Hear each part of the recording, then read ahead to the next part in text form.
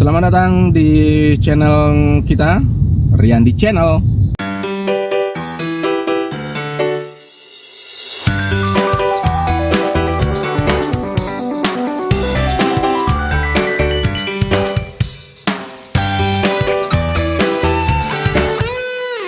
Oke, selamat pagi. Ini pada pagi hari ini saya di tengah-tengah kemacetan Jakarta menuju tempat kerja.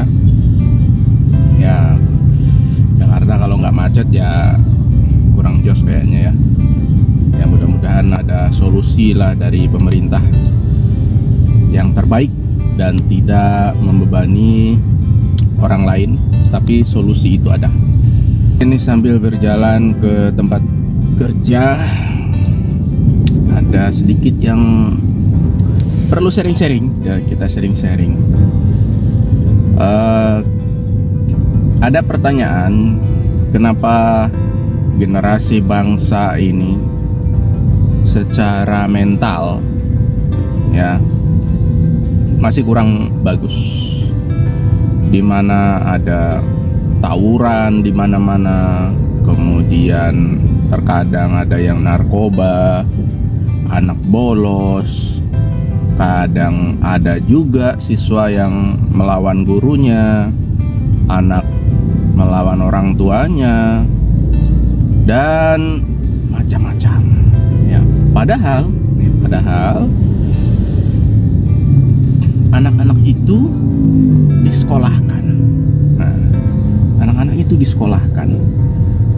Nah, terkadang ketika ada anak-anak sekolah yang melakukan kesalahan, itu yang disalahkan oleh masyarakat secara umum itu adalah sekolahnya. Ya, apalagi siswa yang melakukan kesalahan itu memakai seragam dari sekolah tersebut. Ya, maka cap jelek dari masyarakat terhadap sekolah itu ada, ya. Kemudian dia akan merembet ke kesalahan orang tua. Gimana nih orang tuanya gitu ya. Jadi menyalahkan sana sini gitu ya. Nah, kenapa bisa demikian? Karena menurut saya kurikulum kita itu yang terkadang memaksa atau membuat banyak guru itu sulit untuk bergerak mengembangkan sesuatu yang pada ujungnya hasil pengembangan itu bisa membuat siswa lebih kreatif.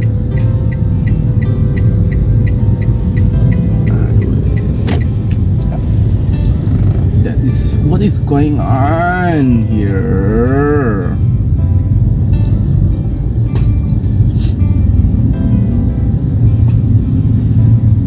Nah, misalnya seperti ini ya. Anak-anak di sekolah itu banyak mendapatkan apresiasi dari pihak sekolah apabila nilai dari anak itu bagus secara akademik, ya, secara akademik. Bahkan terkadang ada sekolah yang memberikan apresiasi terhadap anak yang nilai secara akademik itu bagus, ya, anaknya dipanggil ke depan atau ketika upacara dipanggil ke depan dan diberikan apresiasi karena nilai anak itu secara akademik bagus. Apakah itu salah? Tidak. Itu tidak salah. Ya, itu tidak salah. Yang salah itu adalah ketika ada anak yang bagus dan tidak dikasih apresiasi. Nah, itu yang tidak bagus, ya. Tapi alangkah lebih bagusnya pihak sekolah, guru, memberikan apresiasi kepada anak-anak yang baik secara karakternya, baik secara tingkah lakunya. Jadi bukan hanya sekedar baik secara akademik saja. Maka ketika ada anak yang melakukan kebaikan, diberikan apresiasi berdasarkan kategori mungkin. Misalnya, oh, anak ini jujur, ya. Atau diambil secara global saja, ya, penilaian siswa berprestasi secara akademik dan juga secara karakter. Nah, kalau secara akademik, tentu penilaiannya itu diambil dari setiap mata pelajaran. Nah, terkadang diambil dari nilai rapor, ya. Kemudian kita memberikan apresiasi anak itu berdasarkan kriteria karakter. Nah, kriteria karakter ini kita ambil dari absensi. Oh, anak ini absensinya bagus, 100% masuk. Kemudian dia tidak pernah terlambat. Kemudian tingkah lakunya sopan, tidak melawan guru, dan lain sebagainya. Ya, penilaian secara karakter. Nah, mungkin saja anak-anak yang dinilai secara karakter ini akademiknya kurang, ya, nilai di mata pelajarannya kurang, tapi nilai secara karakternya bagus, ya. Karena terkadang ada siswa yang secara akademiknya bagus, ya, nilai di rapornya tinggi-tinggi, ini bagus, tapi secara karakternya kurang, ya, kesopanan, cara ngomong dan lain sebagainya kurang, ada di sana. Jadi saran saya untuk pihak sekolah, ya, untuk pihak sekolah membuat sebuah program, ya, penilaian, pemberian apresiasi kepada para peserta didik itu jangan hanya berdasarkan nilai tertinggi akademiknya, tapi secara karakternya, ya, perilaku, ya. Dan ini akan memicu siswa, ya, untuk berlaku lebih baik. Jadi sekecil apapun perilaku baik siswa itu, ya, dinilai. Nah, gimana cara menilainya? Setiap kelas itu ada wali kelas, ya, ada wali kelas. Nah, wali kelas itu menilai anak-anaknya secara jujur, secara apa adanya, ya, di lapangan, seperti itu. Kemudian ada guru BK juga bisa membantu memberikan penilaian, ya. Dan ada juga guru mata pelajaran. Di setiap mata pelajaran bisa memberikan penilaian dari siswa tersebut, ya. Nah, kemudian sebagai apresiasi anak-anak yang bagus secara akademik, secara karakter, itu diberikan hadiah. Nah, hadiahnya macam-macam, tapi pemberian hadiah itu bisa membuat orang lain, anak-anak lain itu terinspirasi untuk melakukan hal kebaikan yang sama. Oleh karena itu, pemberian apresiasi jangan diam-diam. Nah, karena terkadang ada juga sekolah-sekolah itu yang memberikan apresiasi kepada anak itu secara diam-diam, ya.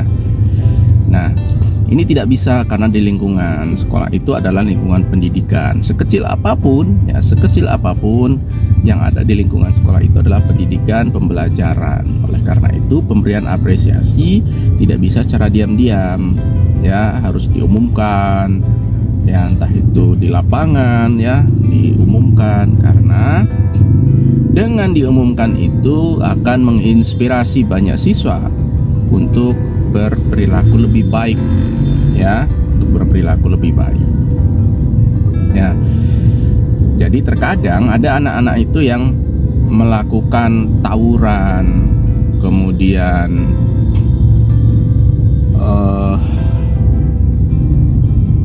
bolos dan lain sebagainya, ya, melakukan hal-hal negatif yang lainnya, karena apresiasi yang dia dapatkan itu kurang, ya, apresiasi yang didapatkan itu kurang, baik dari keluarga, orang tua di rumah maupun dari pihak sekolah, sehingga dia akan mencari tempat-tempat yang bisa memberikan dia apresiasi. Nah, misalnya ada anak di sekolah itu tidak pernah diberikan apresiasi, tidak pernah dipuji dan lain sebagainya. Nah, ketika anak itu masuk ke sebuah geng, ternyata anak ini banyak mendapat apresiasi dari kelompok, ya, karena dia berani, dan lain sebagainya, ya.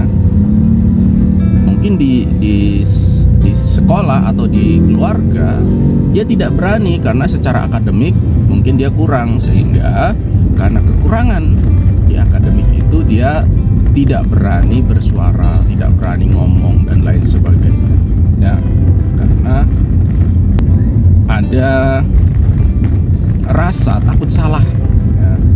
Ada rasa takut salah kalau ngomong, ya. Tapi ketika dia keluar bersama kelompoknya, ya, dia bisa ngomong apa saja yang dia mau dan tidak ada yang menyalahkan dia. Dia mau ngomong kasar, dia mau nyaci maki orang, ya, tidak ada yang melarang, ya, bahkan dikasih apresiasi, ya. Misalnya dia berani tawuran, ya, berani tawuran, kemudian ketika dia tawuran itu banyak teman-temannya yang mendukung, ngasih apresiasi, dia akan melakukan, sering dia tawuran, gitu.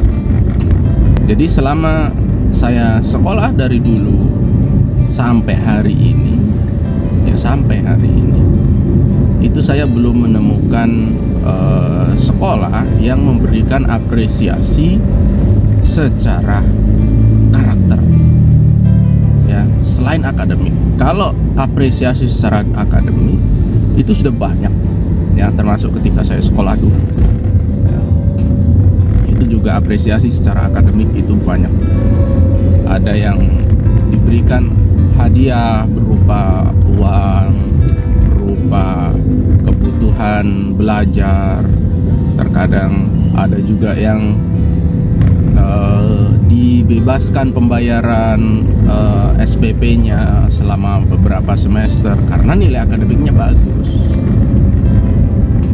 Tapi apresiasi karena anak ini baik, karena anak ini taat aturan, karena anak ini tidak pernah terlambat, karena anak ini sopan, rajin beribadah, menghargai teman, menghargai guru. Nah, ini tidak ada, ya.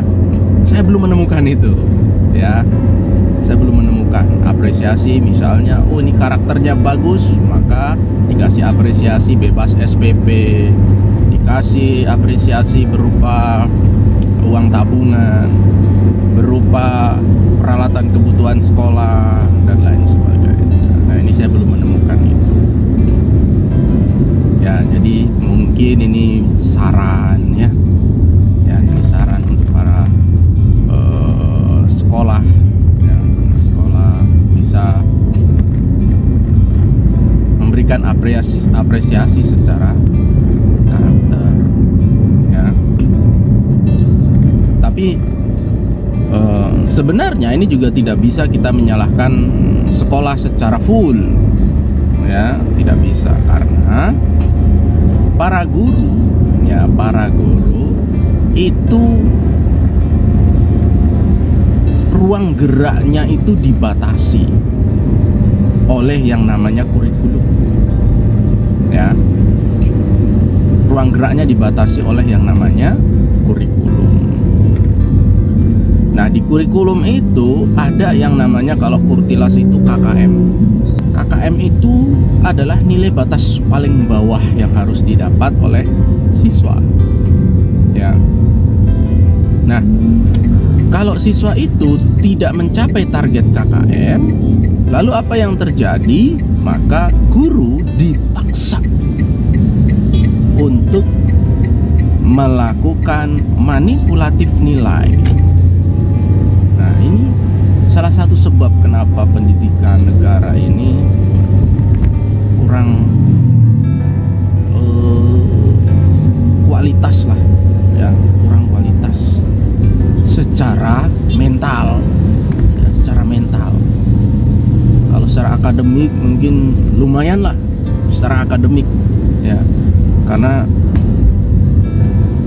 anak-anak Indonesia sering mengikuti olimpiade, mata pelajaran tingkat dunia. Nah, itu nilainya bagus-bagus, ya. Tapi secara mental ini kita bermasalah secara mental, karena itu tadi, ruang gerak guru dibatasi oleh yang namanya kurikulum, dibatasi oleh yang namanya KKM di dalam kurikulum itu, ya. Kurikulum merdeka, katanya merdeka, tapi ternyata dibatasi juga. Nilai minimal siswa itu harus sekian. Artinya ya kurang merdeka, ya, kurang merdeka.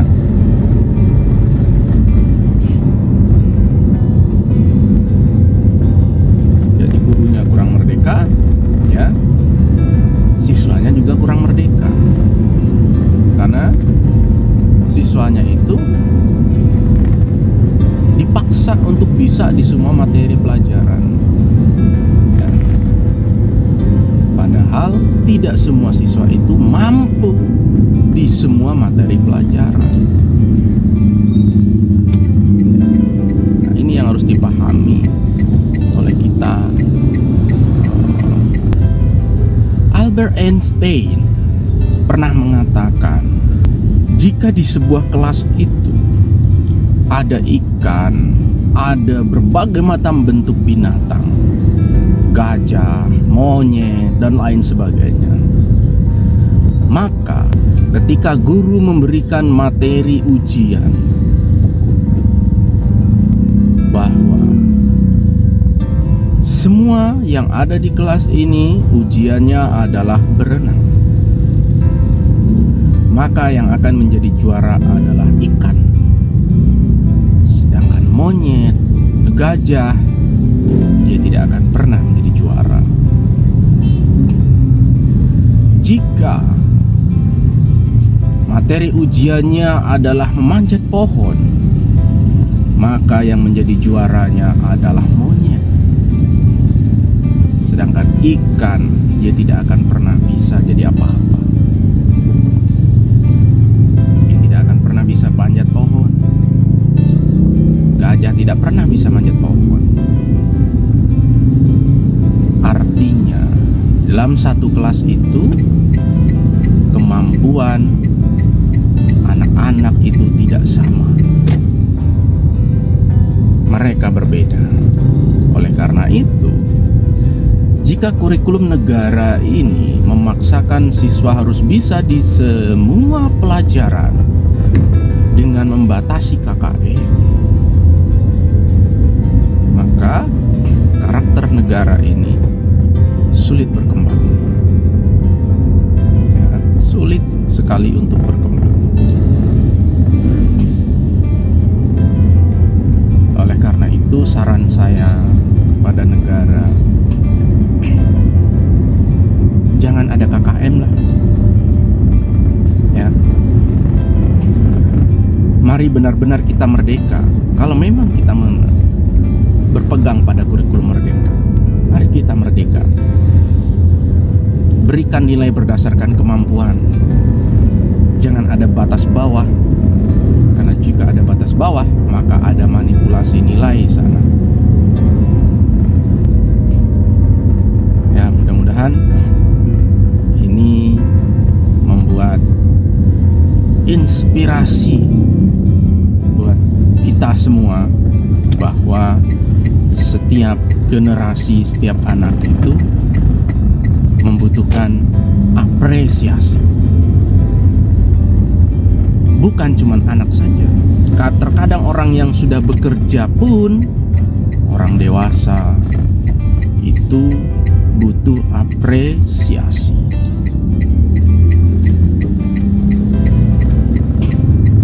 Orang yang bekerja kalau tidak dikasih apresiasi, maka dia bekerja secara asal-asalan. Ya. Untuk mencari orang yang kerja benar-benar ikhlas kerja, itu sulit. Ya.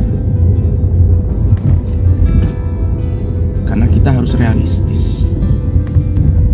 Oke. Itu saja yang bisa saya sharing-sharingkan, mudah-mudahan bermanfaat. Oke, alhamdulillah saya sudah sampai di parkiran. Itu saja yang bisa saya sharingkan, mudah-mudahan bisa ada manfaatnya. Semoga generasi bangsa ini bisa lebih baik lagi, ya. Terima kasih. Assalamualaikum warahmatullahi wabarakatuh. Bye bye.